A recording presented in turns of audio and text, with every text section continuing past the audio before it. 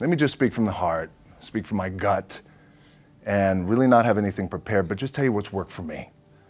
And maybe some of the stuff that's worked for me might work for you now, currently, presently, as you guys have your goals and ambitions, NBA championship, MVPs in this room, things like that. But then further on down the line, as you guys continue to live your life. The first thing I would just want to say is this idea and this notion that you could be anything you want, and you can accomplish anything you want, right? We hear that. You've heard that from the time you were little boys.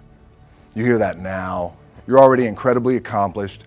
You can win an NBA championship, MVP of the league. You could become president. You could become governor. You could be in entertainment. You could do Charles, and you could do Shaq. You could do that. You could do whatever you want to do. You guys know that. The thing that has worked for me is to remember the hard times. So, and I'm sure you guys all have your processes. And again, I'm going to tell you what's worked for me.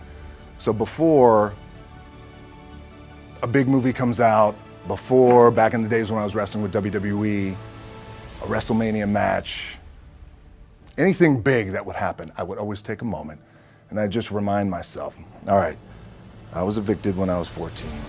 We were kicked off the island. We couldn't live in Hawaii. Had no place to live. A lot of shit happened then when I moved to Nashville. I was arrested multiple times by the time I was 16 years old. Like, I remember that. If I were playing on this team, which my skills are, what's that term? Oh, the shits. So I never play. But before I lace up, before I get on the court, before I play in these big games, before I go to the Staples Center, where history is there, those are historic walls there at the Staples Center. I would remember that. The key for me was, where does it start? What's the anchor? What's the anchor? So I could have all these ambitions, and you guys have all these ambitions, which is great. It's important. I'll play this role, you'll play that role. I'll execute this thing, and it'll come out this summer. You guys will execute this thing during the summer, right, when it's time to really put in a lot more work. But the key with me is just always finding what the anchor is. And the anchor is getting up at 4 o'clock in the morning every day before anybody else and grounding my thought process is in the no one will outwork me. No one. I love and I respect you guys. Motherfucker won't outwork me. All starts with this. 2 hands, putting it to work. My back is up against this motherfucker.